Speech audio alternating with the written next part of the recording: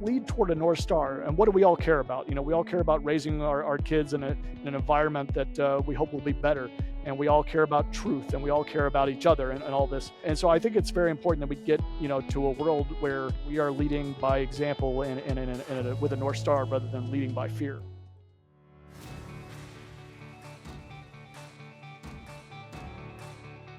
Today's guest is Marty Weiner. Marty is a self-described nerd with a computer science degree from Harvey Mudd and a master's in wireless engineering from UT Austin. He's also a founding member of Pinterest and Reddit's first CTO. He's now retired to be a full-time dad and unretiring to work on a new startup, VerifyU. I'm so excited to share this illuminating and wide-ranging conversation, which covers going from 600 to 800 people, child psychology's role in management, the future of AI, and so much more. Let's start the show.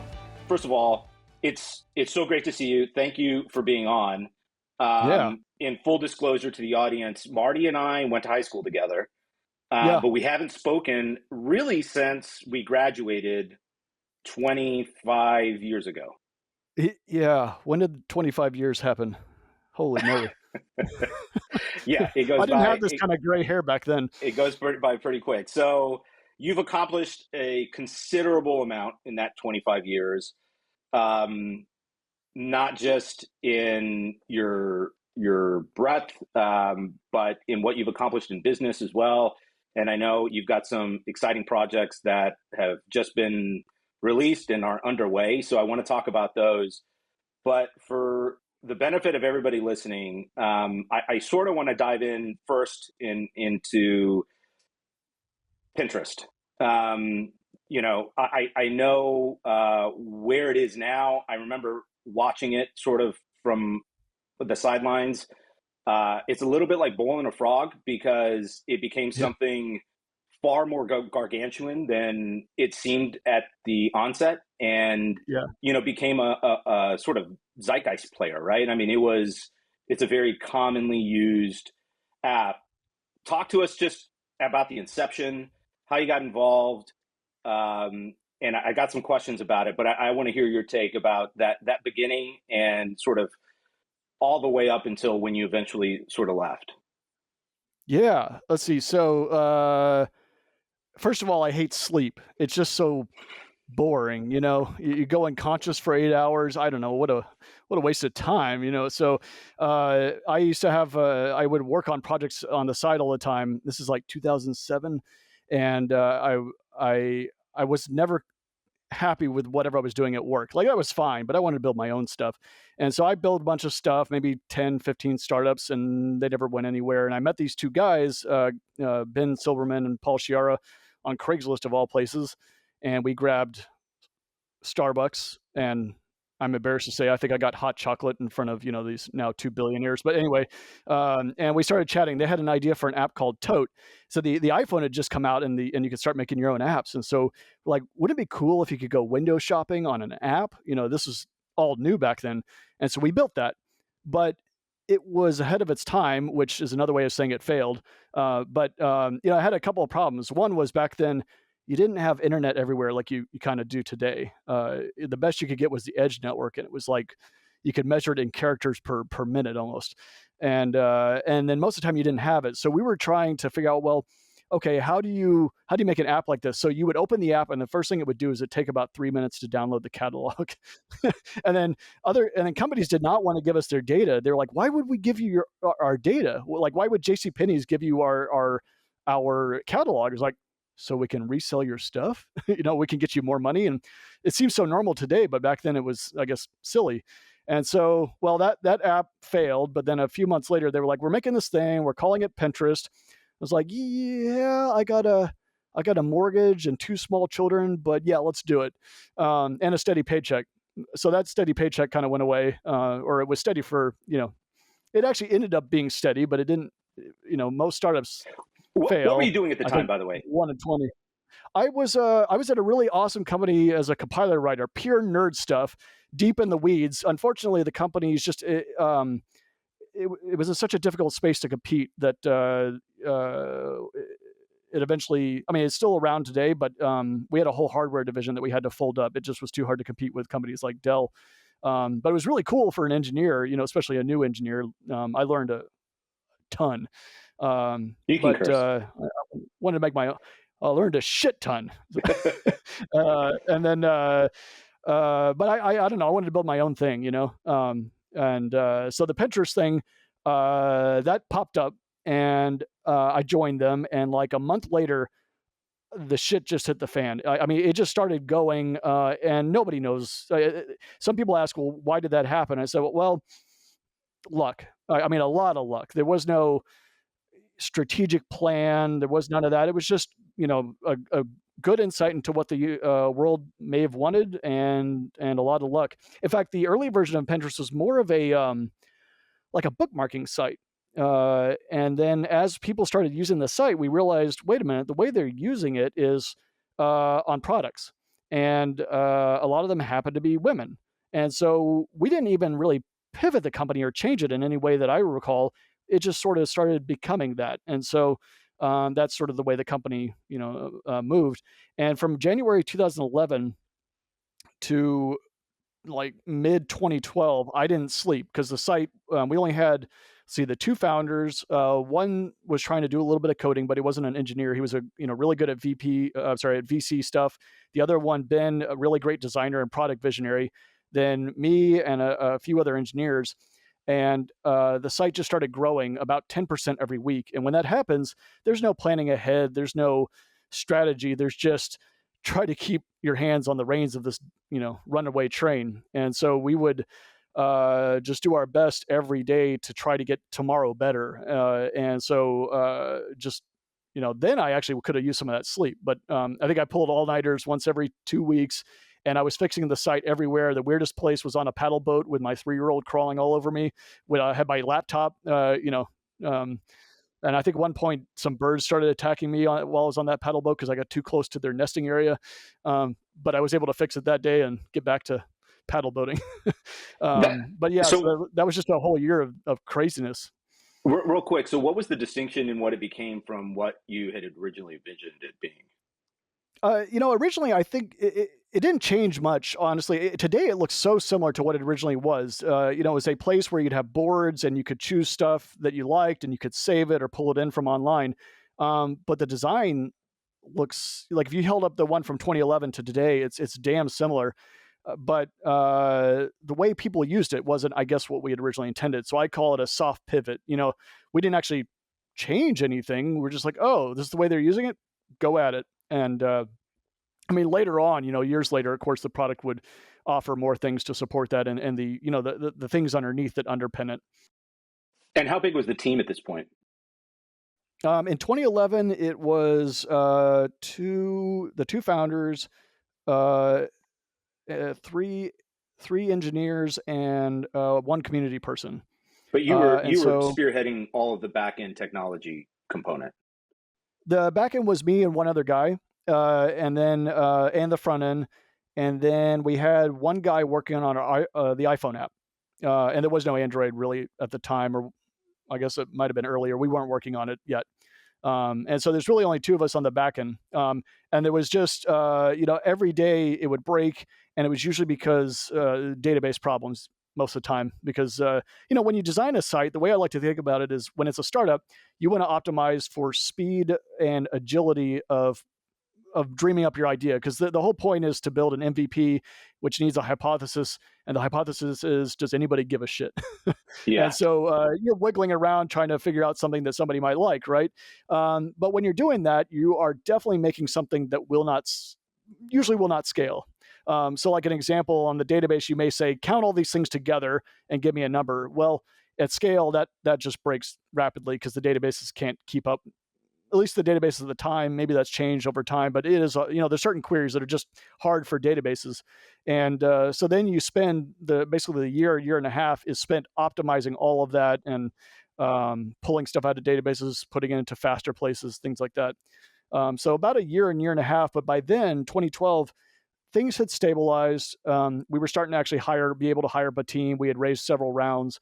And so at that point, I think I started to surface a little bit. And that was an interesting time for me, because, all that time at the company, was just keep the site up. There's no, there's no decision making. It's just keep the site up. And so right around then was when I realized that I was not scaling. I was a pure engineer, and I didn't know anything about strategy or management or communications. And so that was a good time for me to learn that I was a freshman again and get off my butt and go catch up. There's something incredibly rewarding, albeit uncomfortable at the time, about sort of getting your ass knocked down, right? And sort of Yeah. going back to being a freshman again. And I think, throughout life, you start to get good at things and you migrate to things that you're good at. And seldom, with decreasing frequency over time, people are looking for new opportunities that put them in their ass. And so I want to explore that a little bit. First of all, going back to yourself at that point, maybe just share a little bit about like what was your mindset at that time, because you got children, young children with extensive time obligations.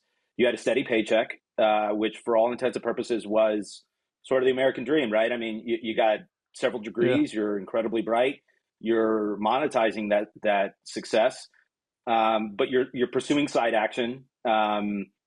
Which gets you some reps, right? You're sort of Yeah. understanding, the building phase. And here you are presented with this opportunity where, I'm sure share, at least at the very least, share what that conversation was with your wife. Like, hey, I'm going to Yeah. go take a stab at this. And Yeah. by the way, that's going to siphon off all of our ongoing income from my side. Yeah. I think it was one of those like, if I don't do this now, I'm never going to get another chance to try another startup. And they didn't. They had a little bit of funding, so that was a little nervous. They didn't have a health plan, if I remember right, and so I asked for that. And they're like, "Okay, we can do that." That was kind of the level of what the company was. For my wife, she actually when I showed her the idea, she was like, "You should go do that." And so I think she just had such confidence in it that she didn't worry, but I think I was a little freaked out. But at the same time, I think I just wanted to be part of telling the story rather than just working. I don't know. I always wanted to found a company. I think Pinterest scratched a lot of that itch for me, but I didn't just want to work at somebody else's thing. I want to tell my own story. And as you guys were growing, it seems like you're putting out fires, right? You're sort of drinking from a Yeah, fire hose and yeah. using that to try and quell whatever is arising. Is there anything you think you could have done different, or is that just an organic part of growth within that company? Y- Uh, in the beginning, well, okay, so now I think I know how to build this stuff. So if I had known what I know now back then, I definitely could have optimized this a bit faster. But at the same time, sometimes I've also found that anything that grows that rapidly, like that 10% time over, week over week, um, anything you try to do in the lab does not replicate reality, or at least it's oddly hard. And so I'm not sure that first year would have been any different. Now, managing the company once we get to a certain point, because you get to a point where you now have money, you have employees. Now the question is, well, what do we go build? And that part I've learned I mean, I knew nothing then. So now I've gone through that battle several times. And so couple, I actually have a whole talk on this alone, just how to execute a company, how to plan, how to, set the direction, how to execute daily, and how to build up the team, and how to organize the organization and all that. And so all those bits, I think in the early days of Pinterest would have saved us a lot of hassle. Uh, the just kind of thrashing around trying to figure out our footing. And a lot of companies go through that, which is why I enjoy advising a lot, because the common thing is company hits about 40 people and they're like, holy shit, we don't know what we're doing. A year ago when we were only 5, I could just turn around and say, hey, Bob, can you add a counter over here? Yeah, sure, let's do it. But at 40, you now have a problem that communications are no longer working, and nobody knows why, because nobody in the company has run a company this big, because you can't hire managers at that size, because no manager wants to go from 500 people to 5. That's a step in the wrong direction. And so you've got no people with experience. You got advisors and all that who are arm's length, but not a lot of experience in the house. And so everybody's thrashing, everybody's unhappy. And you also don't even know how to set strategy and all these other things. So you usually just try a couple things out. You get to about 90, and around 90 to 110 is about the worst time at any company. And I've heard this fact from several people, including myself, because again, you've only been stretching the model, and now you're at a point where it's all broken and everybody's pissed off, and you're losing people, and you got new people coming in, and you no longer know anybody's name. Those new people coming in, who is that? That's marketing. That's no longer Bob. He's marketing. It sort of hits that Dunbar number, right? We can only handle so many relationships, and so those are my favorite stages because uh, I think all companies grow up in that same way. They're started by well-meaning founders who have no experience, and they start to grow. They can't hire managers, and they try to do the best they can. But there's a lot. There's a lot of ways to make a chocolate chip cookie, and so I like to say, well, here's one. It's a really good one, adapted a little bit, but for the love of God, just this has been done before. But Do you think that's just an organic? I mean, all companies, to the extent that they're growing, is going to have an ebb and a flow where you get ahead of it, yeah, then you get behind it, you get ahead of it, get behind it. Is there any way you think now going through that as an advisor when you're consulting with other of companies that you're serving? What do yeah. you bring to that? I mean, to a young founder, what are you advising them to reduce the friction as that comes through, or is that just something you have to solve, on a Yeah. clunky basis? I set them sort of those what's the word pivot points that they should look for. So I say, hey, when you get to 20 people, let's have a discussion, and when you get to 40, and 80 and 200, and other inflection points like your funding rounds and things like that. And then the point is hopefully to get in there and start some of the. I'm a big believer in process should come from the bottoms up. Uh, but sometimes it's a good time to get in there and help the founder discover what that process is and put it into a framework. And so one company I was advising, they got to about 40, communications were breaking. You could see it, you could see it in the frustration that people have. And so, okay, well, let's set up how you're going to execute all your products. And so I start to give them a scaffolding where everything works a lot better. Communications come out of it for free. And so the goal is for all of these is to try to.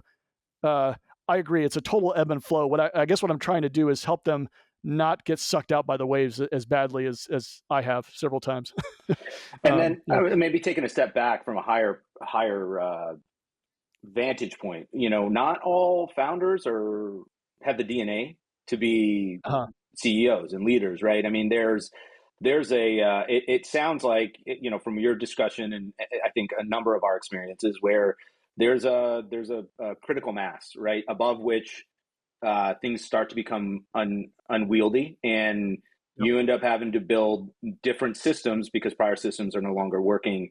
But that's, like you're saying, that's a little bit from the ground up, but from the bottom down, what's your take on that? I mean, is there Yeah. a way to diagnose whether a leader is fit for that next stage? Or is it something that just has growing pains? Or do you think the DNA of a founder is fundamentally different than the DNA of an operator or a CEO? Yeah, a DNA of a founder that gets a company that gets going usually involves several failures baked into their DNA, and I think from that you see a person that is going to succeed even if it kills them. They're just going to keep going and going. The wisdom my dad gave me that I love is even if you fail 10 times, if the 11th goes, you won. And that's the story of my life. I think I failed 25 times, but a few went. So the founder has that, which is great. That I think is a key element. I think a lot of founders struggle though with the ability to let go and hand work off, delegate work to their folks, as well as recognize the time when it's for the time for them to step down and for the right person to come in and maybe sit in in those shoes. And so I've had a couple of times where I said to a board, "Hey, I recommend this CEO is just not. They're not there. They're not in the right place and time. They're not executing. I would recommend putting them on a spot on the board or somewhere else in the company and get a proper functioning CEO who has experience in this area."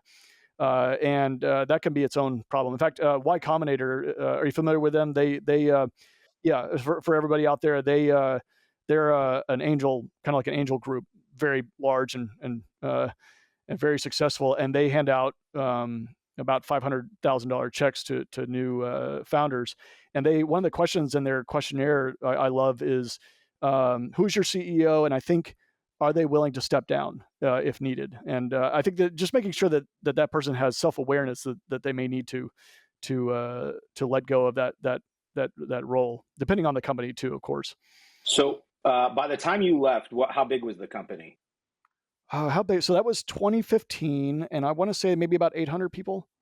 So, which is astounding, right? You said that you started with approximately 5, give or take. Or yeah, I mean the company before was two of us, Ben and Paul, and then another guy and me sitting around at Ben's kitchen table, and so yeah, some Back when fuzzy Craigslist around was there. less Yeah, creepy. yeah. Was it ever less creepy? I don't know. Yeah, So, yeah. so what before you left, can you maybe express your take on culture? As its Yeah. inception and how that evolved, and sort of where it was when you finally departed. Yeah, so I got obsessed with culture at Pinterest as sort of like a study. There was this really excellent document that came out of Netflix about culture, and there was a lot of enthusiasm around culture swirling around. And what I found though was there was this non-scientific, not well understood. Well, what the hell do you mean by culture, and how do you define it? And so I sort of set out to even just define it, and then by defining it, then grade Pinterest, internally, and every department's a little different, but try to grade at least the engineering, and then do efforts to steer it where we thought we wanted to go. Because the reality is, and I knew this walking into Reddit, and I was very mindful of it. If you don't steer the culture, it will steer itself, and it can steer itself into the ground. And you can get there by having, Uber had this problem. You can get there by having the leadership have serious problems, like being okay with sexual harassment in the building, and that will get into the veins of the company, and it will get into the management, and it will be everywhere. And you can also hire poorly into it. So if people are not mindful of the culture they want to build, they'll hire for the wrong reasons. And so one of my favorite examples I ever saw this was at Reddit. We were a 5-person interview team, 4 guys, 1 woman, and everybody said the person was excellent technically that we were interviewing. But the woman said, and he kept staring at my chest. I was like, yep, done. You have to have safety at the bottom-most level. And so the thing I put together for culture started with like the Maslow's hierarchy. On the bottom, the whole point of the Maslow's hierarchy, I think it was a study to say, what do high functioning people have about them? And so at the top is self-actualization, the ability to realize your dreams, and the bottom is physiological standing, I'll say, and then above that is safety, and then above that is relationships and other things. At a company, I saw it similar. At least in the Bay Area, we don't have physiological, we don't have lack of food. So you don't have that trauma within the company, but we certainly have safety problems. So we have sexual harassment problems. We have lack of funding. We have people yelling in the offices. We have fears over your job going away. And so it doesn't mean you can't, just like with Maslow's, it doesn't mean you can't succeed. It just, it ripples your experience with trauma, and it causes a lot of weird problems due to that. So I put this together. Bottom level was safety. I had one level up from that I had a combination of, and I'm still testing if I think this is the right model. But I had, you grade the company in terms of respect, trust, motivation, and capability. And then at the topmost is your mission. And so I graded Pinterest. I think we had the most capable people, in the world. We had excellent engineers. So great there. Respect, I think, was fine within Pinterest. If anything, we had a problem with too much respect. It wasn't honest feedback. And you would almost also end up with a different kind of subtle, cancerous behavior. People would talk about each other in a bad way behind their, in close quarters. And that just spreads rumors. So in a way, it's respectful to your face, disrespectful behind the back. And so we started working on that kind of problem. Trust is a huge one for me. I think trust is one of my most fascinating topics about humans. And it has the capability of great trust has the capability of making a company just flow. So the way I think about a company is you got 2,000 people, they're all depending on each other, right? So there's dependency. If you draw the dependency graph, they describe it as a Death Star chart. It just looks like, a little circle with all these lines everywhere. It looks kind of like the Death Star because it's so black with dependencies. And uh, um, if you have great trust between those entities, you don't feel the dependencies, right? So like if you say, hey, contractors are the most notorious to have distrust of, right? Because they say they'll be here on Tuesday and they're not. But if they said I'll be here on Tuesday and they're on Tuesday, you just trust it and you go about your day. You don't have to spend time. You don't have to do anything. And you also, interestingly, I think our emotional side, our limbic system is so active that if somebody says I'll be there on Tuesday and they're not, you start to ascribe things like, well, they're an asshole or they're stupid. We're so ready to assign some kind of negative value to that person. So the same thing inside a company, you got infrastructure and products depending on infrastructure. But if infrastructure says we'll deliver it and everybody says, well, they always deliver on time and they always deliver quality, then they're like, those guys must be smart or they must be awesome individuals. It may not be true, but but you have that assumption, and you have the opposite if you have mistrust. And so trust to me comes down to building a culture where you have respect, I think is a key part of it. You have deadlines, you have what you're going to deliver, you have good communication, and then it just kind of falls out of that. So I felt like we had a bad grade at Pinterest at the time. We started working on that and got excellent at it. But walking into Reddit, I went in with that mindset in the beginning. And so early on, we started building processes to help communication. And I think that builds trust. And then you could see the effect. You could see people enjoying their jobs more and just feeling like badasses and feeling all together rather than being, hating each other. Um, and motivation's another whole different topic, but trust is my favorite. And so I sort of use that as an assessment of culture that I then go into companies and I help them assess where it is and then look at it and say, okay, this is where we need to work. We need to work on trust and what goes into trust. And that's how I teach them how to build a more, cohesive group. The model you're talking about, is it an actual, I'm assuming it's a grading system to some degree, right? I treat it like a grading system. I try to get a little nuance in it so you can actually give yourself an F or an A and be honest about it.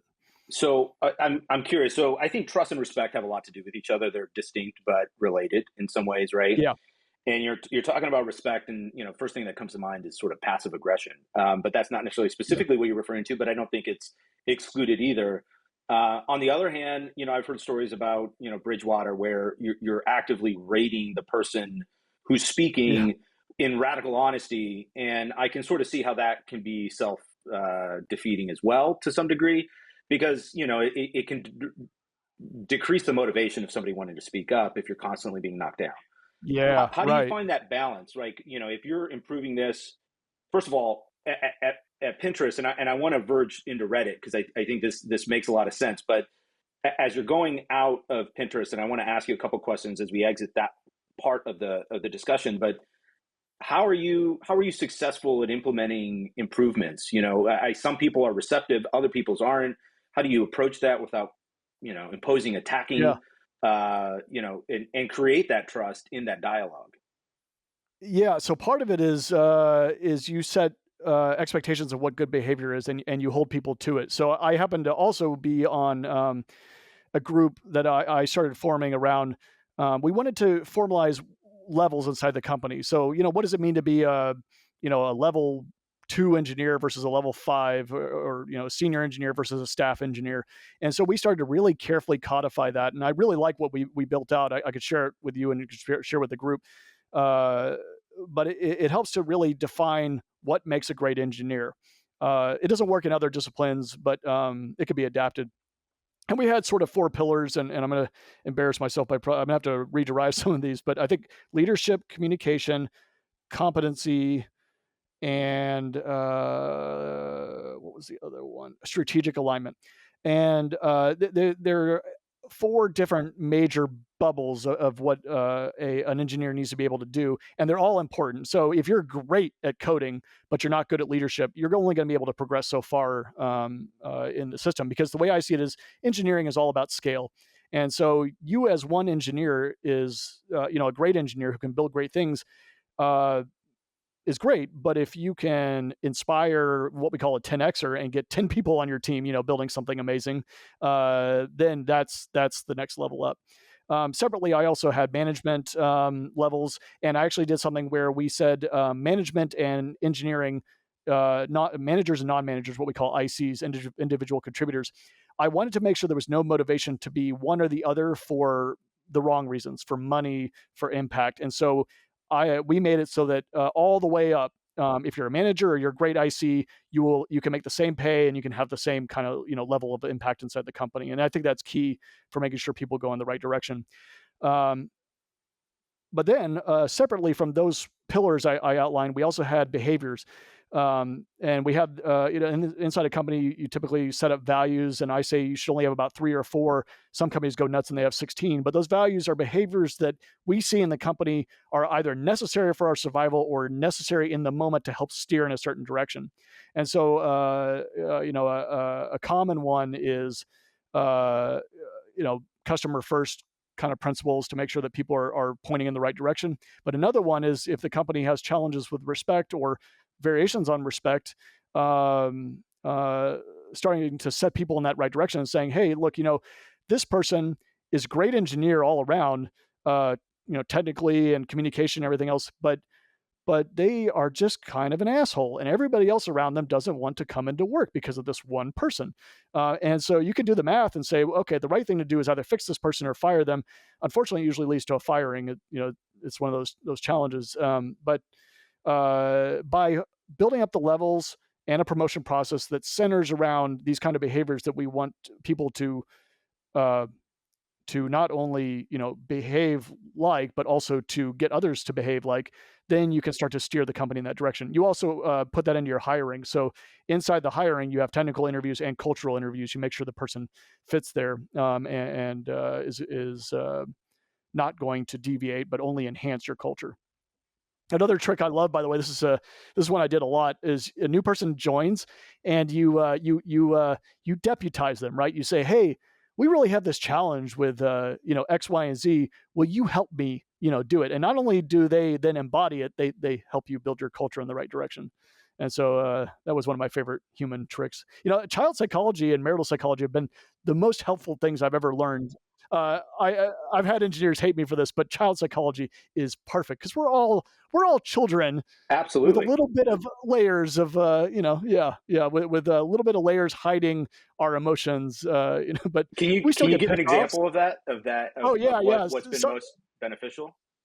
yeah, so well, my example of why I think child psychology is excellent and why I think we're all, it always helps is someone cuts you off on the freeway, you're like that asshole, and again, it's back to that thing. They did something bad to you, so you assume they're an asshole, but they might have just not seen you, or there's a million reasons. But we are so fast to jump to, the limbic system goes at whatever, I can't remember the numbers, but it's something like milliseconds, right? Versus the rest of the neocortex and all that is, and your rational system is hundreds of milliseconds, if not hours. Like later in the day, you're like, oh, maybe he wasn't an asshole. Maybe I could jump to conclusions, but it takes sometimes hours, right? And so that's how fast that limbic system is, and not only does it do it once, it keeps repeating. So, how many times do you cycle that, he's an asshole, he must have this political affiliation, whatever else. So true. And yeah, so I see that all the time with engineering. One of my favorite examples, I have this talk I do that talks about communications between, one idea goes from one brain to the other, and that's only one idea, and it's got to go through, ideation, through your, your rational side, then through your limbic system, out your mouth, all of your facial, the way you hold yourself, the way, the sound of your voice, even pheromones come into play, and then it's got to go all of that back to the other person, and that's just for one, you know, idea, and it's got to come back. Right. And so I would all the time get people pissed off at each other, and I'd find out they were only talking over text, where you have no body language, you have no empathy. All you can hear is your emotions projected onto it. So someone says, "Hey, I think your limbic, I'm sorry, hey, I think your unit test failed," but you hear it as, "Hey, I think your unit test failed. What the hell?" Yeah. And no, they're just telling you a fact, but you've assigned something based on who knows what. And so I would, one of my favorite things, people would come in and they'd be pissed off and I'd say, did you grab coffee with the guy? Go grab coffee with them. And they'd always come back, nah, it's fixed. You know, I think part of it's just too hard to yell at somebody in their face. But the other one is you realize, wait, we're fine here. We're all on the same team, right? On And so that that's one of my note, because I favorite. think that's related to culture. Have you seen a Yeah. difference now? Post pandemic, right, or during the pandemic? Did you see increased breakdowns relative to solving those issues, or do you think Zoom is a competent type of resolution for that? I think it's exacerbated. I think Zoom has the other challenge that you only meet with people for a specific meeting for a specific time. You don't rub elbows with them. You don't bump Right. into them. And I've not run a company bigger. I mean, I've not run a company at all really since the pandemic. I've advised many companies of different sizes, and it is a weird challenge because you don't have that. You know, I guess for me, I love a job to be half, place to make money and half a club, where you go hang out with your friends, and that's all gone. So I'm not a Yeah. big fan of how it kind of turned out. For companies I'm building, I'm trying to figure out how to fix that. I've even had some ideas for startups, but I've not found a good solution yet.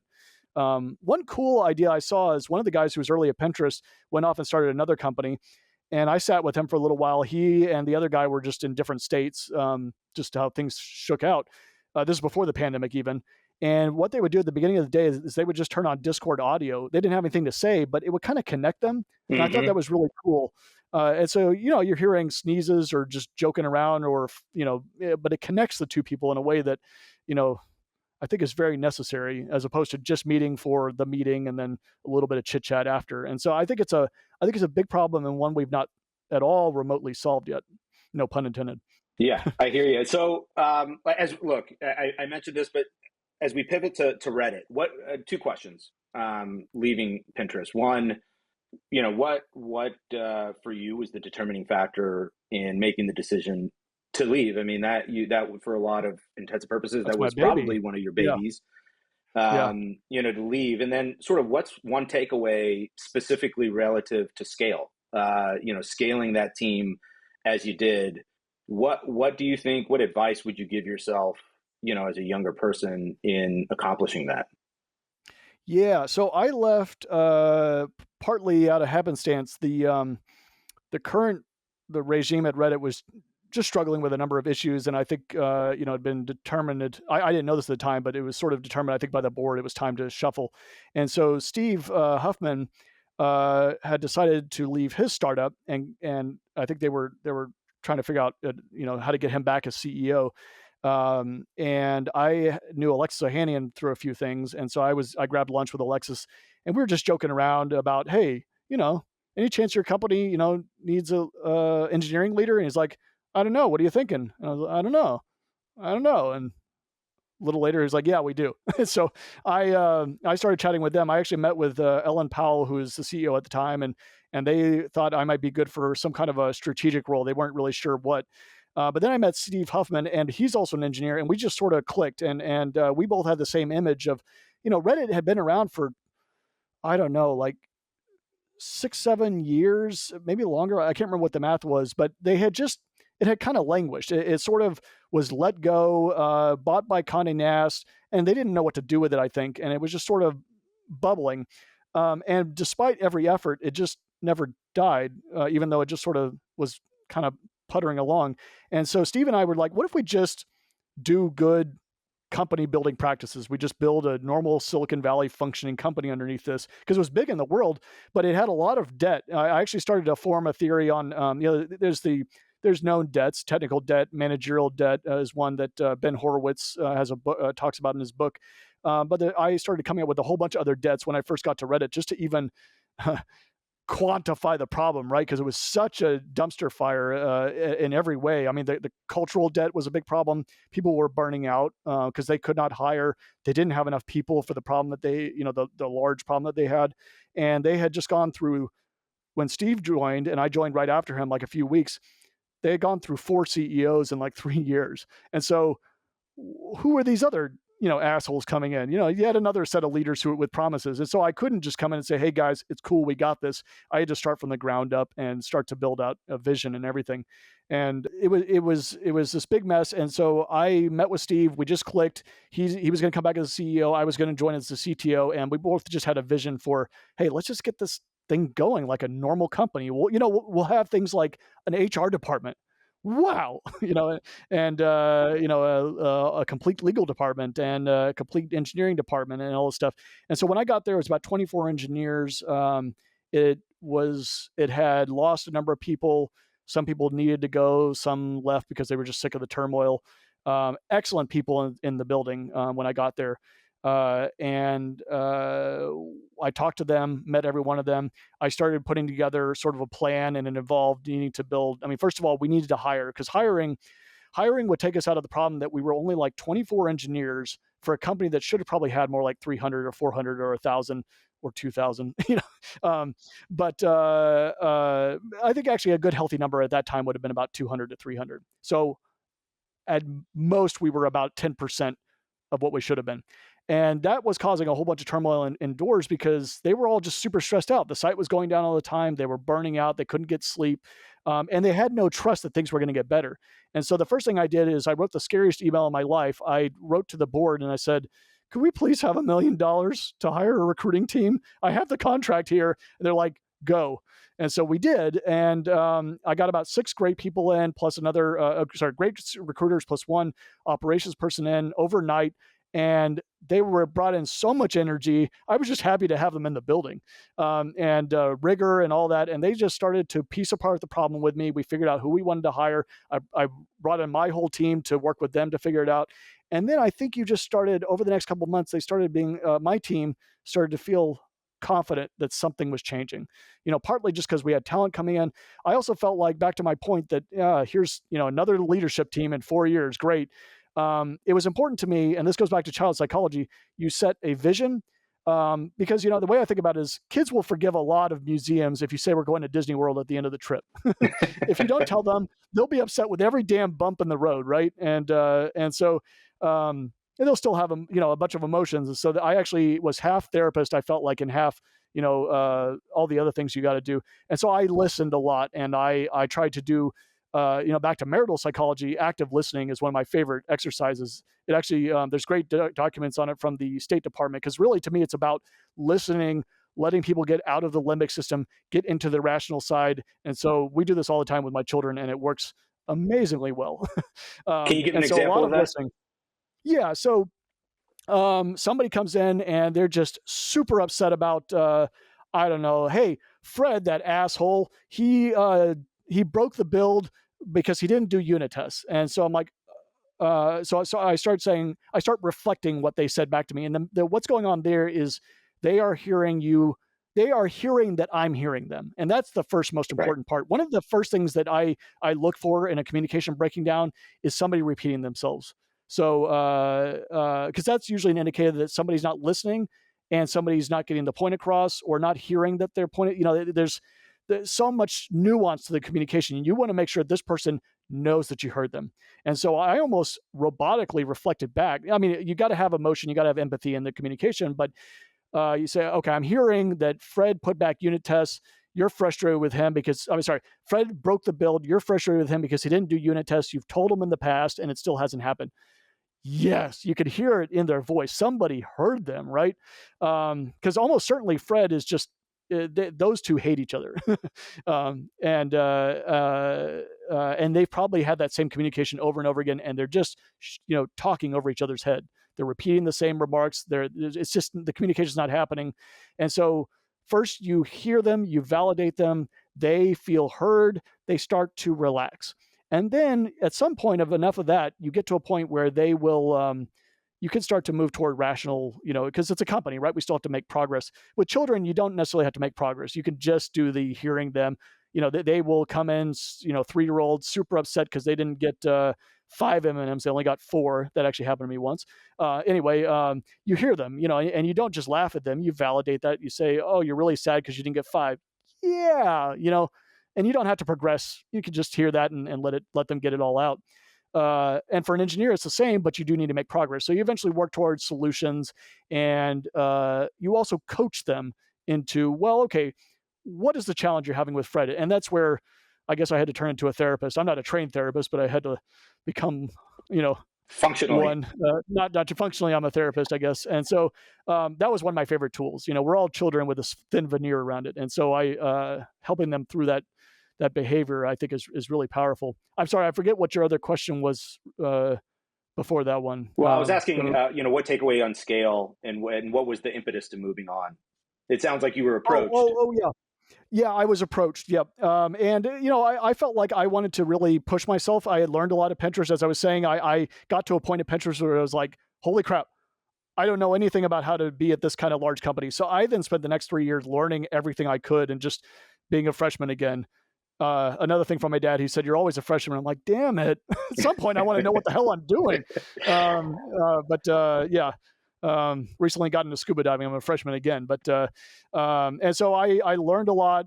And was stepping into CTO shoes, I was like, "Holy shit, what am I doing?" I surrounded myself by a bunch of great people who could coach me, and I learned a lot while also kind of playing the old, fake it till you make it. I had a lot of imposter syndrome, a lot of it. But we just every day at a time. One of the other executives, who was an excellent guy, said every department had problems, and so he said, "What do you do when you are presented with a shit burger? You take a bite." And so that was just every single day was a catastrophe, and so it was just working the problem. After about a year, it really felt like things started to come together, and that was just through, you know, hitting every little thing carefully. So setting a vision, mission, setting careful goals, thoughtful goals, bringing everybody's ideas to bear, and then also leading. It's not democracy.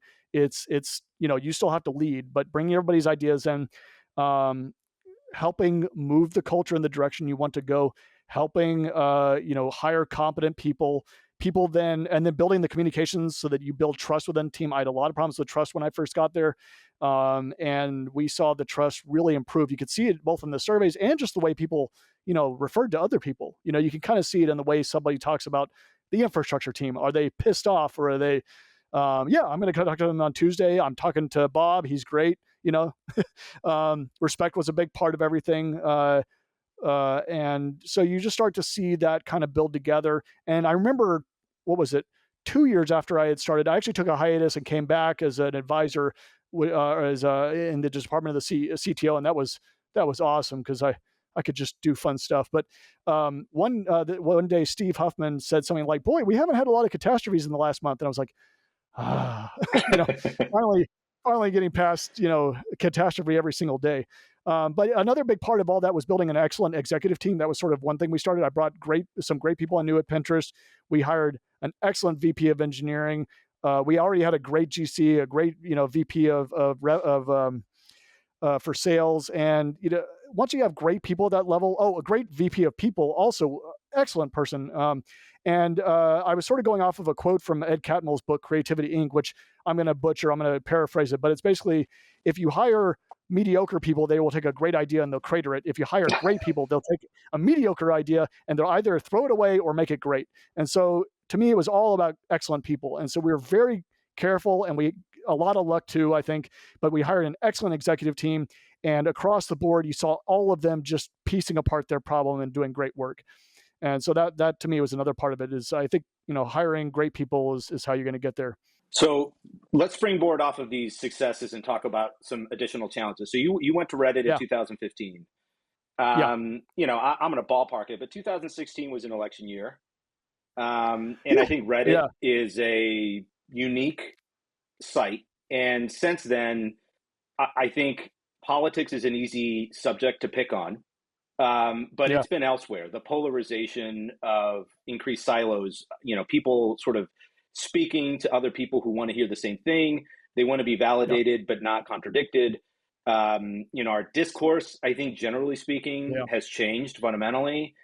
What did you see during that time frame? What were you afraid of, and what were you trying to solve? As I think, and you obviously can speak to this much better than I can, Yeah. but I would imagine that website became a pretty hotspot for a lot of contention, right? I mean, for lack of a better word.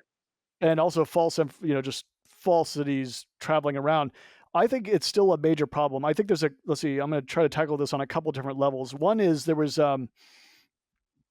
major groups of there was the Donald, which was this whole subreddit based on Donald Trump, and there was the Hillary Clinton one, and we would see folks from the Donald do what we called brigading, where they would all get together and go over to the Hillary Clinton spot and just downvote everything.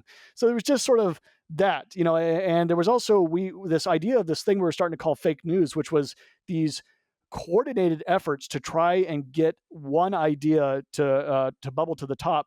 Unfortunately, Donald Trump co-opted that word to just be I don't like what they're saying. But there was an actual interesting notion there. We also saw Russian state actors coming in and trying to bubble up discourse. I'm sorry, discontent.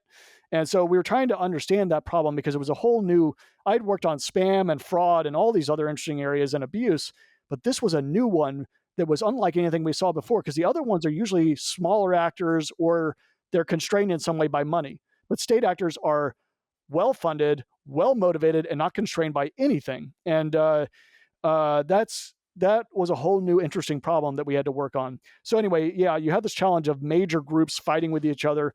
You had the problem, and this is still a major problem, of misinformation just flows throughout everything. I think there's a lot of problems that as humans that we are predisposed to. My favorite one to hate is I think there's this thing where if you see the same fact, even if it's false, from two different sources, it's got to be right, right? Even if they feel independent, then you really feel that it must be right. And the problem with online is they may not be independent ideas. It could be that they come from this angle, the whole thing goes around and comes back around the other side. And you're like, oh, really? Wow, it must be true. And so there's this, the old thing about the what is it? The truth is, let's see, a falsity could travel across the entire world while the truth is still putting its shoes on. And so I think this is a big, big problem, and one that honestly, I don't know if things like our constitution and our structure are even, who could have imagined social media in when we were in high school in the 90s? Like, the idea is insane. Who could have imagined the internet in 1980? Who could imagine computers in 1920? Who could imagine any of this stuff when the framers were putting together the Constitution in the 1700s? And so I'm not sure how equipped we are with this bizarre problem. And I think the most critical part of a democracy is the press. And one thing I don't know if it still exists, I'm going to try to avoid too much politics here, but the whole journalistic integrity has disappeared in terms of trying to get money. So more like, fear-based reporting and anything to get more money. Not clickbait. Is that what you're referring to? Clickbait, but also rage bait, all the kinds of bait, right? Try to just get people pissed off about some group and, some enemy or whatever. And so I think that's a problem with our current major news networks. But now online, it's just the Wild West. And so you get, we saw this on Reddit, you just get conspiracy theories flowing around like crazy, and they bubble up and they become, I don't know if QAnon was amplified by Reddit. I know it was amplified by 4chan, but that's a big problem. And what do you do with that? Because freedom of speech to me is very important, but what Reddit and Twitter and all these others is not, it is one part speech, but it's also part bullhorn. And that's the part I think wasn't anticipated, hundreds of years ago, is the level of bullhorn where one small idea can act like a weed and like a cancer and seep itself into our subconscious throughout the entire U.S. And so I think that's a major problem, one that we only started grappling with in 2016 when it really, really started to pick up in a way I had never seen before. And so I think, honestly, Reddit probably is still grappling with this today. I think X is grappling with it. Pinterest was kind of relaxing in that front because we were more of an interface between person and great products, not people to people, but people to people and Facebook has this challenge. I think it's one that we need to understand better as a humanity, and I don't have a good answer. I really wish I did. Do you have a take on, and you can avoid this question if you like, but do you have a take on what role the government or even some of these, technology companies have in policing is not the right word, but at least, refereeing, to making it a fair fight? I guess there's a couple of things I think are important to, if we all think this little, experiment of democracy is the a root of goodness.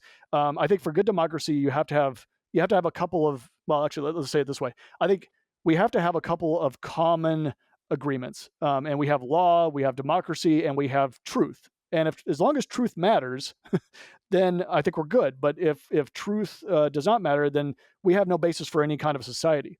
And one thing I've seen, like X used to do, although I think under Musk this is going away, he still has it, but I don't know how good it's going to be. Is sort of this live fact checking. So the problem is, back to the truth is super slow and false is super fast. Someone puts up a tweet, and it could be whatever you want to say, and under the comments, there's a bunch of people saying, no, no, no, no, no, it's false. Here's fact, but you don't see it. The headline's here.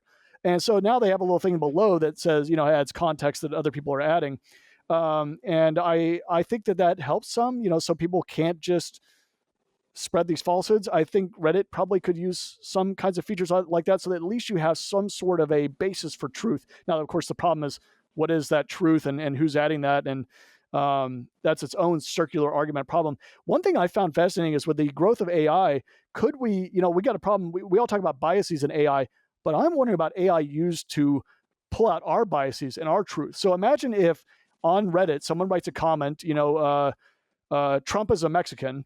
The AI pops up and says, as far as I could tell, that's not true, and here's the facts. Just immediate fact checking, just to keep something on some sort of a discourse working, as well as we talked a lot about the problem of communications when you don't have a person in front of you, and Reddit is pure text that's pseudo. What do we say? Anonymous, Pseudo but anonymous. pseudo. I can't. Yeah. Yeah, I Yeah. can't say that word. And that only makes it easier to hate on somebody, right? And or not feel their humanity.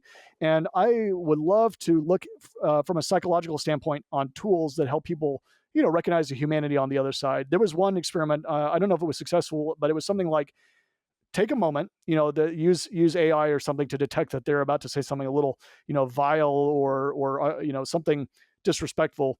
And it's not you know, I don't know. I guess we can get the arguments about where disrespect plays in our society, but it just at least reflects that back to you, and it says, take a moment and reread your tweet or your whatever you're about to post.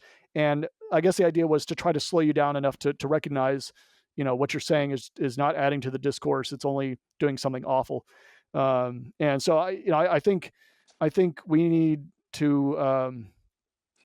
There's a challenge I think society is facing now about what do we do with this bullhorn that allows these kinds of cancerous behaviors to just spread around, and how do we get on top of that problem? Well, even though the anonymity here seems to reduce repercussions or consequences for that person. So when there's Yeah, no, it's just that yeah, that hit of endorphin that they got, they get the reward without yeah, the risk, right? And so yeah, it creates it's a weird dynamic. But I wonder, from your purview, having witnessed all of this transform in sort of large data sets, something I've struggled with, for example, with certain members of my family, outside of that, where there's this increasing distrust of mainstream media, be that as it may, that sometimes causes a knee-jerk reaction to automatically believe anything that's not mainstream, right? yeah, It's not coming yeah, from yeah. mainstream, so therefore this has to It be must be right. correct.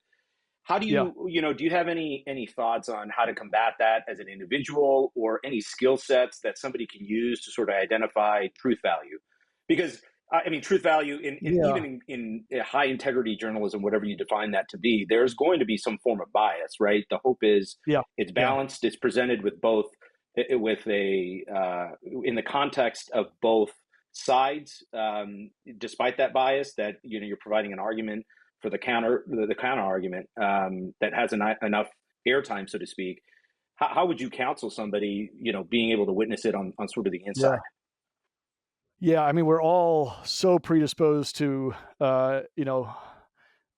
when you see the article from the company that from the the news source that is your political leaning, and it says something you love to see, you're like, yes, it's done. You don't even like read the article, right? It's just so. because I don't know. I got to go drive the kids to something. What are we having for dinner? There's all these day to day things.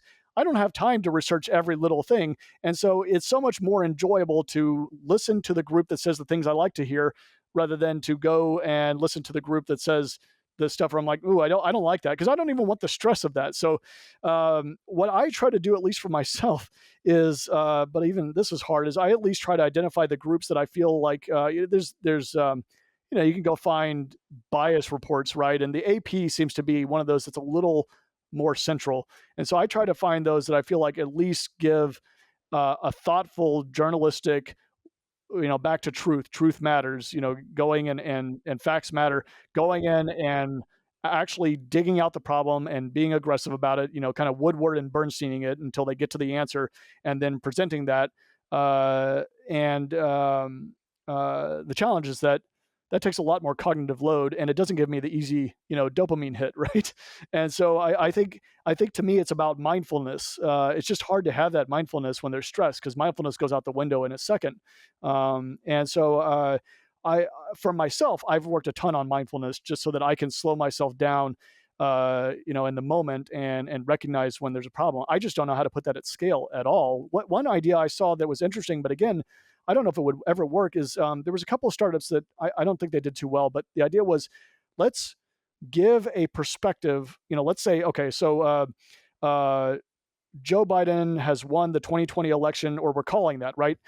Let's give 10 different perspectives on that from the gamut, right? One from something identified as left all the way to right, and let's try to give some kind of a nuanced discussion about it. The problem is, I think that's just too much for us to consume. And so I think that's why we really need, as a society, um, I think as a culture, we need to say, no, truth is important, and we're going to hold that up. The problem is, I think that's not how you make money. And so back to like rage bait and all that stuff, I mean, we see that with TikTok, and we see that on YouTube. Rage sells, right? You can go get angry at an immigrant, and everybody's like, yeah, because I don't feel good about myself, right? And so the awful stuff sells. And the problem is, this is something that's interesting to me. This is nothing new, right? I mean, this goes back to World War II, the Jews. You pick a group to hate, and it is so easy to lead by. This actually goes back to leadership questions about how I focused on leading places like Reddit. Um, it is really easy to lead a group away from something that it is to lead them to something. But when you lead them away, you need to balance that. So I did a little bit of a mix, right? Because if you're scared that somebody's going to come and eat your lunch, you're going to jump to action. But if you're like, yeah, we're going in a good direction, it's not a get up and run sort of thing. And so I think it's important that we lead both by appropriately fearing what we need to fear. Maybe the economy's struggling, or something like that. But on the other side, lead toward a North Star. And what do we all care about? We all care about raising our kids in an environment that we hope will be better. And we all care about truth, and we all care about each other, and all this. And so I think it's very important that we get, to a world where we are leading by example, and with a North Star, rather than leading by fear. And honestly, I've kind of wondered if AI can help us with that in a bizarre, twisted way.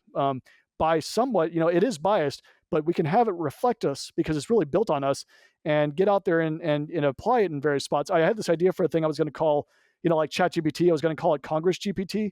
And the idea is, when you get one of these congressmen standing there and giving a speech, it immediately fact checks them, and it not just fact checks. I think I would love to also see it say things like, that is such and such. What are they called? Uh, um, like a straw man, or Stalking a false horse. dichotomy. Yeah. Yeah. Basically, like all the different kinds of false arguments, right? And so call that out, right? There, so that they have to hold themselves. Because to me, a culture comes from the leader, from the people in power. And you see that inside companies. You saw that with Uber, but you see this here. And so you see like the leaders, you see their behavior seeping into the fabric of society and the people who follow them. And so I want Congress and the president and the Supreme Court to be held to a higher level. And I kind of wonder if tools like AI could actually be used to do that. The problem is, of course, when the AI says they're wrong, they'll be like, oh, that's, that must be the other party's affiliation. Yeah. So I don't have a good solution for it. It's a very big problem, and I think it's probably one of the most important of our day. You're mentioning AI, and I want to launch into this because you've got a phenomenal podcast, and I'm only partway into it, so I can only speak to so much. But I want to conclude the Reddit area here for a Yeah. second. IPO, that has to have Yeah. been an enormous accomplishment for you and your team. Sort of being able to get through that. Obviously, that's something that starts well in advance of the actual IPO. There's a lot Yeah. of prep work. I'm sure sleepless nights occurred years in advance. Maybe just sort of summarize your experience in that. And yeah, I'd love to Yeah. hear more about this, and then we'll sort of bridge into your podcast and your next venture. So I left Reddit in 2019. So I was not there for the last couple of years of ramping for an IPO. But yes, it does begin early because you're really building up a team that can achieve. I think there's a number of things you need for an IPO. Obviously, you need good revenue coming in, good growth, and so building up great teams that can work on growth, work on product, backed by a ton of great teams that it's a house, right? The whole thing is building on layers below it. Great data science, great machine learning, working on your revenue, getting a whole sales channel going. That all has to be built out. When I got there, I had this great guy, Toby Sagarin. Unfortunately, he passed away. He was a guy who he came in. My hair was on fire, and I was like, dude, can you go and just make the ads team work? I'll see you later. I gotta go work over here. But he was such a great guy. He just started that ball rolling, and hired a lot of great people. But all that was back then. Also building a culture that can build this. And then most important is predictability. I think with an IPO, when you get to the IPO, predictability to me is one of the most important factors in delivering a good IPO. Obviously, I've never been to a company. I left Pinterest before the IPO, and I haven't been to Reddit at the IPO. So I don't speak as a position of authority of this, but certainly predictability and earnings reports and things like that is extremely important. And that was one thing that we worked on when I was there, partly to trust, right? So if you have predictability within the company, the product team can depend on the product engineers, can depend on the infrastructure, can depend on the ops, all the way down, can depend on the lawyers and the HR, and everybody just works together. And so building predictability in the quality you deliver and when you deliver it was built into the fabric of our culture there. And so that I think is one of the most important things that eventually gets to an IPO where you want to meet expectations or beat them for the investors. So yeah, when IPO, what was that? April of this year? I can't remember. And I think that was exciting for me and the team, partly validating, I think, for all the gray hair that we got from that experience. That's a huge undertaking, but to be a part of growing it from where it was when it was woefully understaffed to a Yeah, position of power, that has to come with some self-satisfaction and at least a sigh of relief, if nothing yeah, else. big sigh of relief. Yeah, I think you could see it in everybody's faces. We all recount the war stories like we were in World War I in the trenches. So let's jump to AI. Yeah. First of all, so your podcast, called The Fourth Age, Mhm. and it's many episodes deep. It is not lacking in detail and or I think a wide spectrum of hypotheses in what could and couldn't happen. Um, and just for the audience, I'll just sort of set this up as the fourth being, if I stand corrected, it was the plow, the steam engine, the computer, and now AI. Is that Yeah, I think that's right. My co-host Noah Healy was always the one to describe it, and he came up with the name, and I think that's about right. The way he sliced the world or history of mankind into achievements that were of such monumental uh, change to the world that nothing would ever be the same. so? Your perspective on this is, in the smallest fraction of the world in terms of understanding, insight. Having been a coder, having been in technology for so many years, having the network that you have, what do you see? I mean, this can go in a number of different directions, but I'm really interested. I think for a layman, right out there, it's extraordinarily exciting. but that there's Yeah. there's a lot of fearful examples. I mean, you guys talk about its impact, now and into the future between education, law, intellectual property, coding, voiceover work, art, copyright, a number of other things. And sort of a lowbrow example is helping with homework. And I appreciate Yeah. that you took sort of a counter approach in that. I think a lot of people say the fundamental historical way of learning needs to be applied, and your suggestion is, stand on the giants' shoulders and let's build a better way Mhm. of parlaying this. But you give the example of, whether it turns into the Terminator or turns into some form of a utopia. What are you most excited about, and what are you most fearful of about what is to come? Yeah. Let's see. So, one of the areas that we talk about, which I find fascinating. So, first of all, it's crazy to me how fast this happened. And me as a technologist, I didn't see it coming. I mean, even Google didn't see it coming. Uh, there was a seminal paper, I think in 2017, that basically said if you build a neural net like this, you all you need is more. I'll slightly paraphrase it so I don't have to explain it, weirder concepts, but all you really need is more data. It wasn't quite like that, but and that's kind of cool because that means, wait a minute, you're telling me if I just pump this with more information and put more compute, I can just linearly get better? Because we use neural nets at Pinterest, and the problem with neural nets and at Reddit, the problem with neural nets, if you go back to 2011, 2012, 2015, was you could spend a lot of time and make a lot of no progress because they're a black box. So there's no way to debug them. It's extraordinarily complex. And so if it doesn't go, it don't go, and you can waste a lot of time. Where we are now, though, is it kind of just works. And then you can stand on the shoulder of these models that seem to have some. I'm gonna say a word that angers a lot of people, but I think it's still the right word. Relating how we think about things. These neural nets seem to understand the human condition in a deep way that crosscuts all of us. Uh, it seems to, if you ask it a question like, what should I have for lunch? It seems to understand, well, what are you thinking? Are you hungry for this? It seems to have that conversation. At the same time, you can ask it a deep question about relativity and it will go into the deep nuance. And then you can also say, well, I'm a grad student in physics versus I'm a 5-year-old, and it will meet you there. And so that's really phenomenal. The other thing I think that makes it so successful is I think this is something I observed at Pinterest, because we started to look at, well, what are the different groups of people on Pinterest? There's women who are interested in, raising children. There's men interested in guitars. All these different groups you could draw circles around. And I used to joke, but I started to seriously believe it, that there's only about 20 different people in the world. I'm number 17.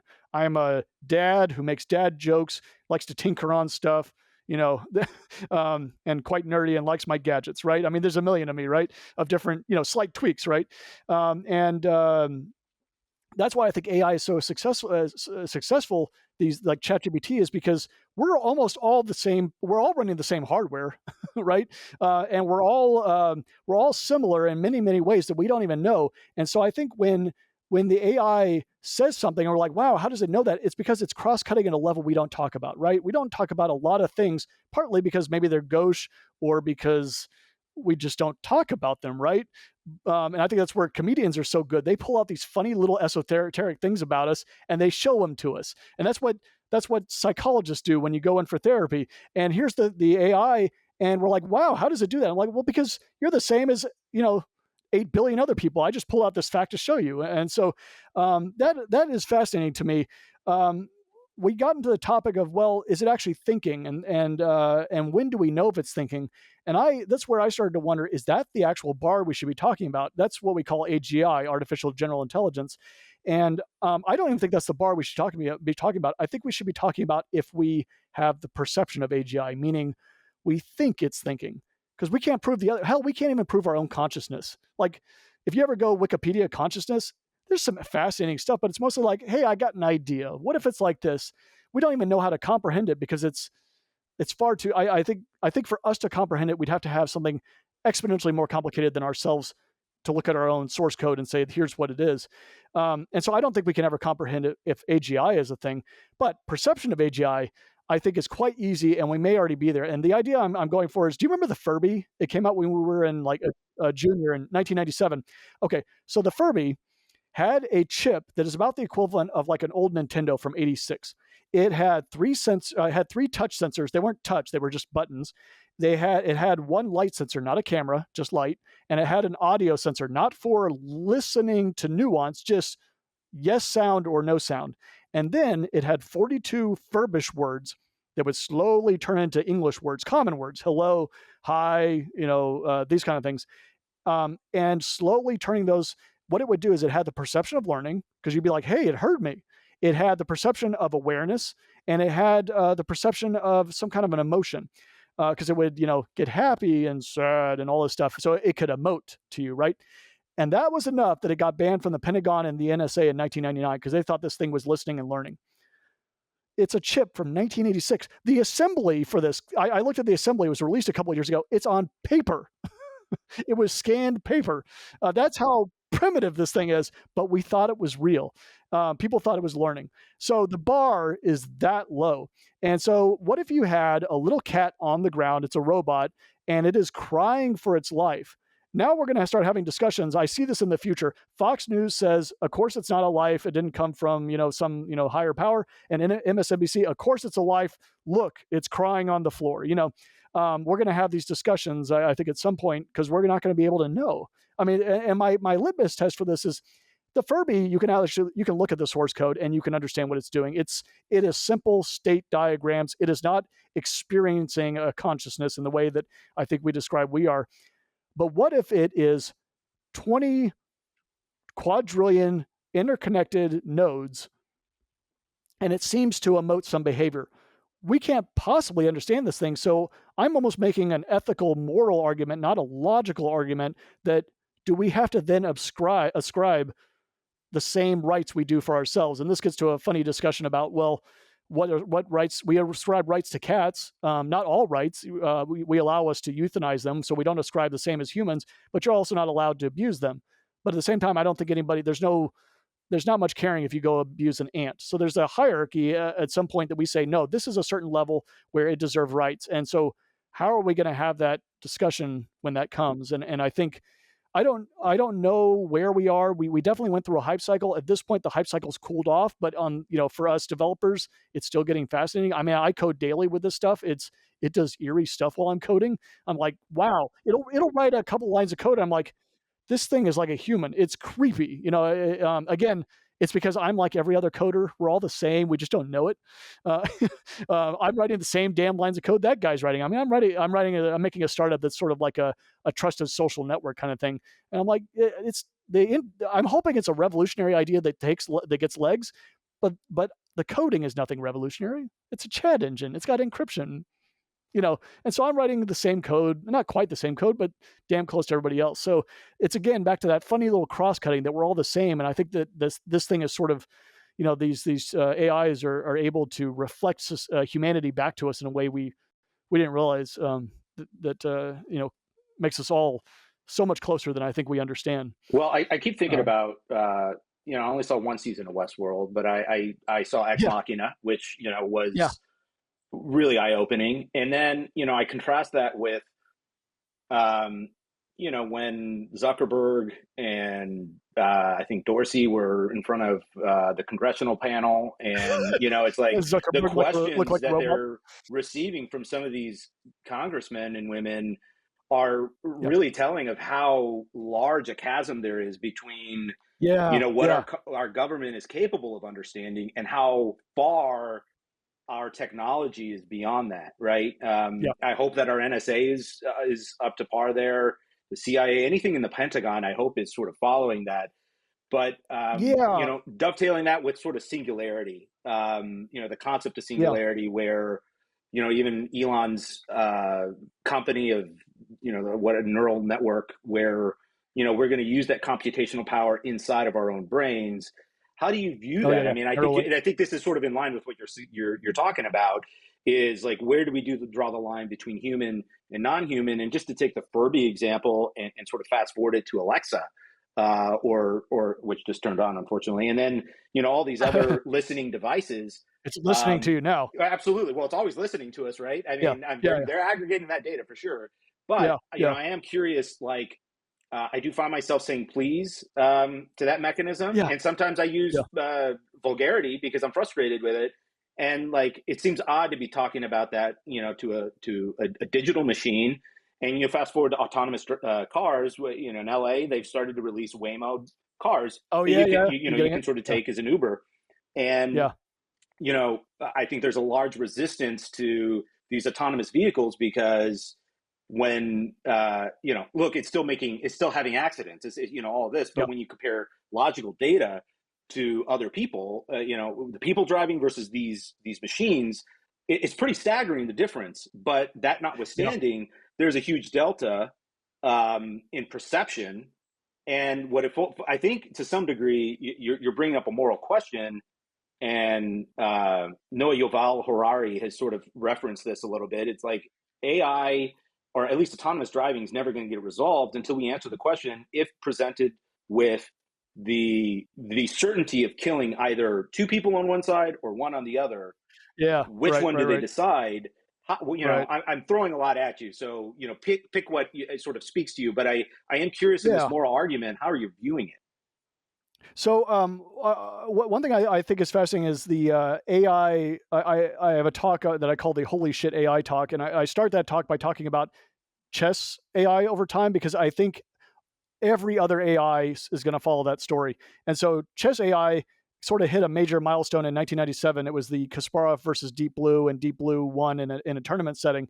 And then for many years, they were even. AI versus the best humans in the world. Then you would combine humans. You would have a human plus AI, and that was the best in the world. And then the AI got so good, the human was more of an impediment and actually would make more mistakes. And so they would just drop the human. And now the AI is so good that the best. Let's see. Let me pull up my stat here. The best, if you played, I think it's currently Magnus Carlsen, although it changes if he's gotten upset and skipped a tournament. But the best best human in the world versus the best chess AI. If they played 179 games, the human can expect to win one or draw two. And so 189 times better at chess. It's gotten to the point. This is another fascinating thing. The AI is so good, the humans are now learning from it. And two things: the humans have gotten a little bit better. Now, this is a correlative argument, not causal, but I've wondered if they're linked.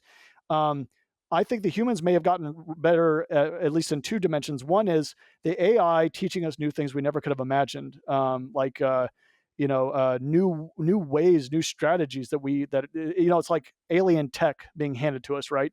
The other one that I think is fascinating is, as humans, we don't see the forest for the trees. We learn from the beginning, as children, what is okay and what's not okay. And an example in chess for all the chess nerds out there is we're taught not to move the pawn in front of the rook forward. It's so tempting. The rook is powerful. Move that pawn, get the rook out, but it's three moves, right? So it's, chess masters have always said it's too much time to get that move out, that piece out. But the AI started doing it. And so the AI was kicking butt with that. And so then the humans are like, wow, maybe there's something we never, it was right in front of us all this long time, but we never thought about it because we're just told no, that's not the way to do it. And so now we're learning from the AI.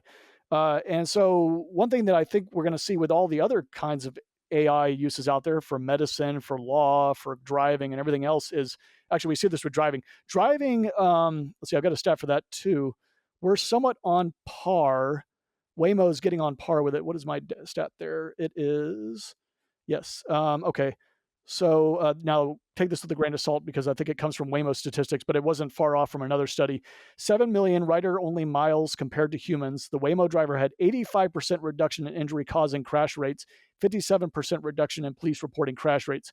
Now, that's, to me, we're almost to Kasparov versus Deep Blue. But what if the driving was 189 times better? Where we are now with chess. And so, first of all, I think, what is it with humans? What's the study? It takes 250 milliseconds for us to react. So if you're going 70 miles an hour and something falls off a truck, That's 250 milliseconds of us just staring into the cosmos while we try to figure out what to do. Then we've got a break.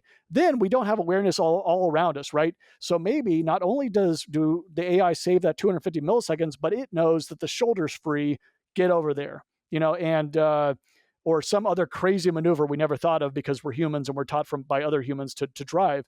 And so we may not even care about the arguments about do we kill a grandma or 5 children if it's 189 times better, because it's so much better.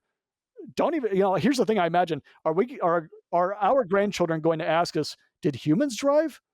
Were there accidents? Yeah, humans have accidents because they make mistakes, because they get drunk, because they get sleepy, and robots don't have that. And so I just think that we're going to hit to, this world where what does 189 times better driving look like? 189 times better coding, art, cooking, everything we do.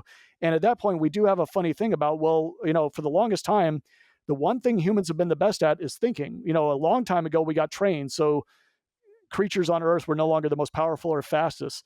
We got microscopes, so our eyes were no longer the best at seeing small things.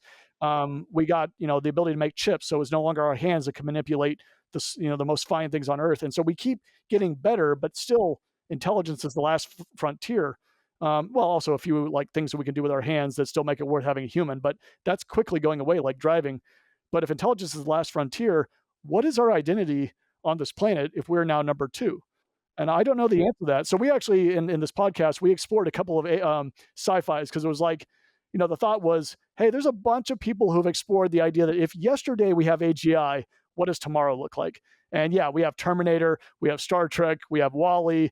WALL-E was dystopic, but better than Terminator, because at least we had futuristic inner tubes and food and TV, but it was a little freaky. Star Trek was interesting because it was more of a subservient, the AI enhanced us. And then of course Terminator, the AI comes back and tries to kill us all. So, but a riveting movie nonetheless. Yeah. I mean, there's also Dune. Dune is, another flavor where they've tried to eradicate AI. There's a million interesting ones. The question is, which direction will we go? And to your question I think that I also find fascinating, which is, how do we play this in society? Are we going to run into a problem where wealth will accumulate rapidly, or are we going to smooth that out in a way? And I think at least in the short term, we'll probably accumulate wealth, because that tends to be what we do. But at some point, you get to a point, I believe, where it's too accumulated, and I don't know what happens at that point. Some kind of revolution or something. So, what role is AI playing in your new project? Tell me more about that.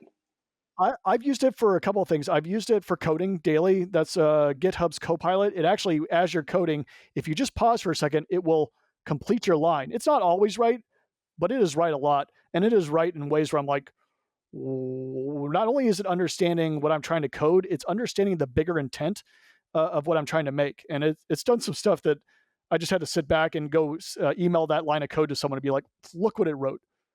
How does it know that? Then I've also used it in more of a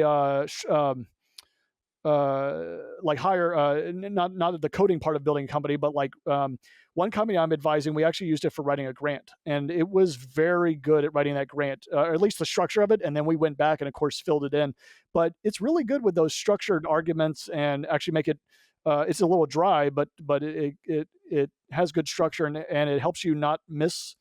I found it helps me think about things I haven't thought about that I should have.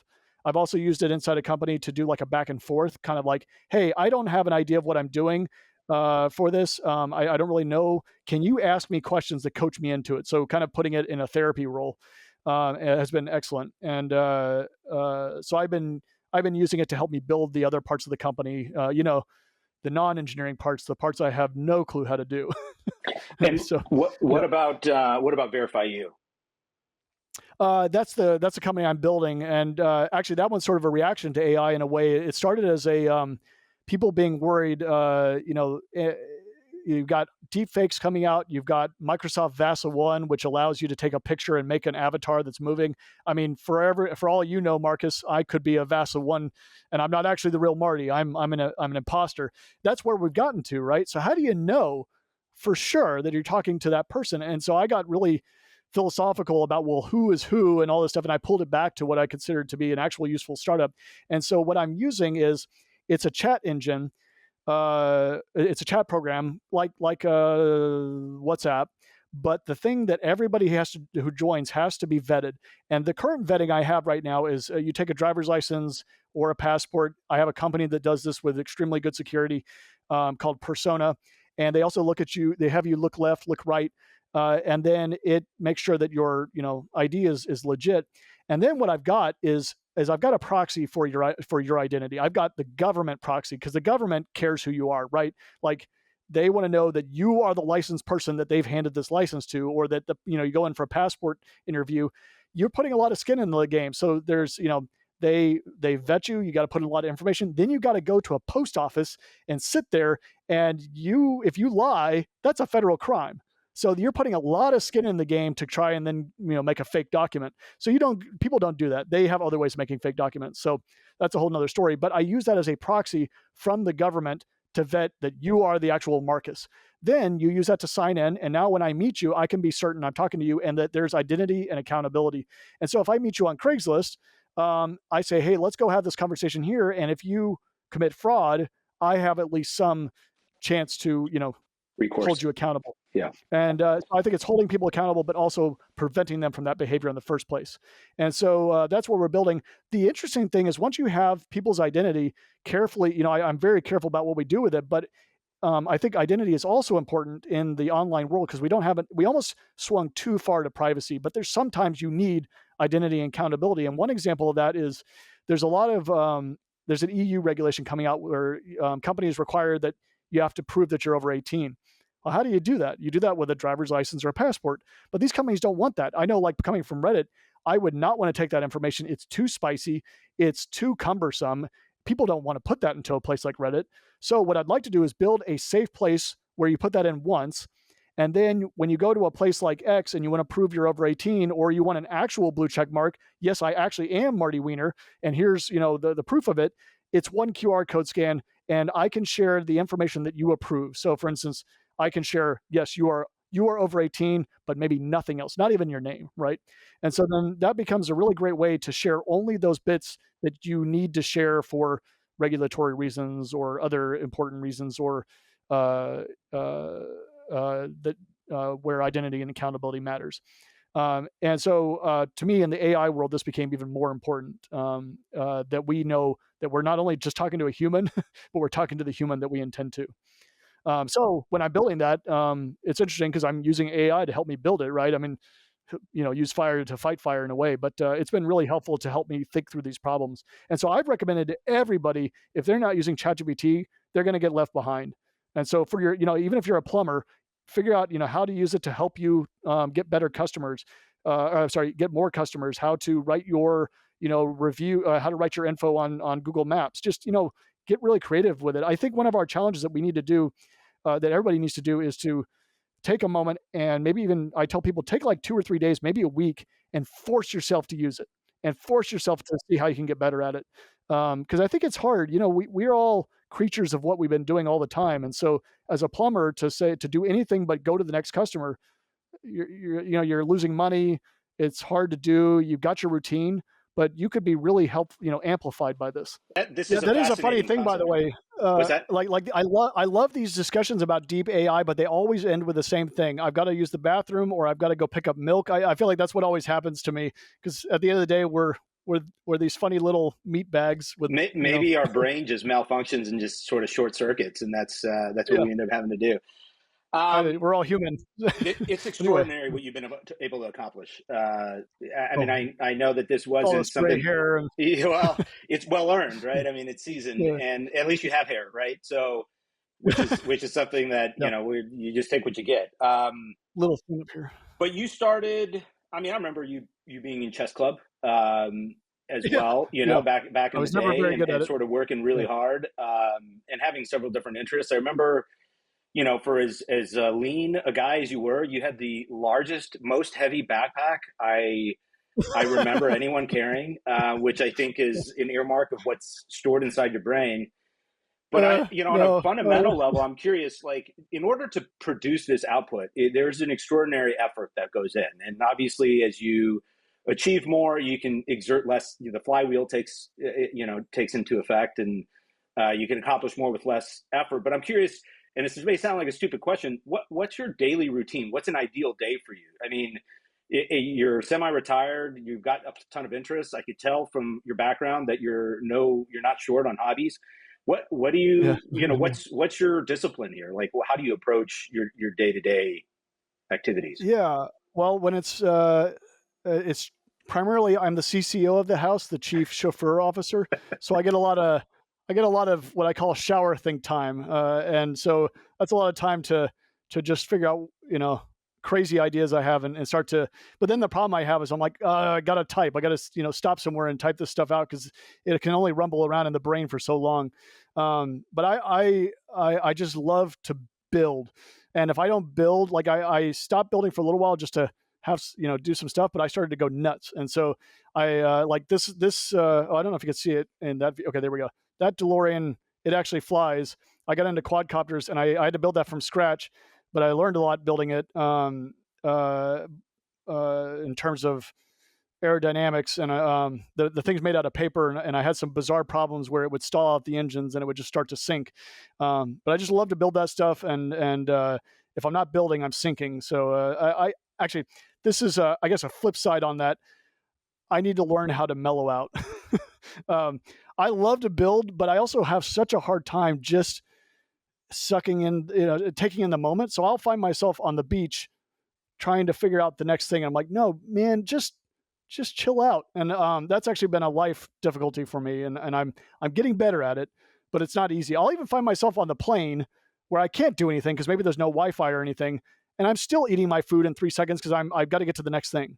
And I think that's something I've actually sought a lot of therapy and things to try to get better at. So I've got some weird, bizarre problems that I'm struggling with. But how do you manage um, that on a day-to-day basis? So you wake up, what you roll out of yeah. bed at what time, and what's your first sort of thing that you do till the time you go to bed? So I'm a late night guy. So I roll out of bed embarrassingly late, probably about like 9 a.m. or 10 a.m. And then I take the kids to whatever they do, theater. And then I got my laptop. And so like with this startup, I usually sit down and I'm either at this moment it's early stage, so it's either coding or fundraising or trying to get people to use it. And so then I sort of cycle between those three depending on honestly what I feel like at the moment, because neither one, they're all equally screaming in my ear. And then since I don't have a day job, it's a very freeform day. So I will, you know, I'll drive the kids somewhere. I'll sit and code. I will come back. I'll feed them lunch. I'll tinker on other things around the house. We've got a 240-acre farm, which always means something's broken. So I'll go fix a generator. I had to learn small engines. They're kind of fun. And then at nights is a great time for me because I get that's a time where I truly everything's quiet and I can actually focus and get a lot of work done. It is funny though. I do find a difference during the day. I've got higher order brain function. At night, I can code, but I cannot think through more complex, difficult problems. I'll have to write a note to myself, and in the next day, I'll be like, "What was I talking about last night?" My day is just extremely freeform, which I love, but I also miss some kind of structure. So I've had to add back in structure because otherwise, it's almost too nebulous, um, it's so easy to just slip into doing, just kind of nothing, and one thing leads into another, and I find it super necessary. So actually, back to ChatGPT, I've actually used ChatGPT to help me get better at structuring my day. I love that. Yeah, it's wild. There's so much to unpack here. I would love to have you back on. This has Yeah, been that'd be a awesome. phenomenal This has been awesome conversation. I talking. really appreciate you being so open. Um, where can people find you, and who would you want to connect with, if at all? I mean, are you looking for anything that Yeah. a network can help you with? So I think best spot to connect with me right now is LinkedIn. It's funny how LinkedIn came from like a place to find a job to an actual social network, but I Totally. love it. So LinkedIn, search for Marty Weiner. I don't really. I wish I was using Threads more. I haven't used X in a while, or Twitter, or whatever you call it. I have a podcast, although I've kind of wound it down for the moment, called The Fourth Age. You can find it on Spotify and Apple. And then this new company is called VerifyU. It's in beta, which just means nobody can use it yet, but hopefully I have it out in the App Store, I praying like within weeks. That's also a great place to connect, and I'd love to get feedback on that. What I would love is what people would value, especially around um, uh, safety and things that would, if you would find it useful and comforting to know for sure that the other person you're talking to is who they say they are. And there's been a lot of fraud and spam, and it's only getting worse. And is that a legitimate problem people are running into? And is this something that they would feel comfortable doing? Or what would lead them to feel comfortable using this kind of an app where, yeah, you do start with the driver's license. I put it carefully into a company that's very experienced with this kind of thing, and we don't touch that kind of. All we touch are the little bits beyond that, but all the biometrics goes safely over there. I'd love to hear from people on what they think about that idea and if they would use it. Awesome. Thank you so much, Marty. Yeah, It's great thank having you on. Marcus. This is great to Good connect. to see you. Been Likewise. too damn long. Yes, it is.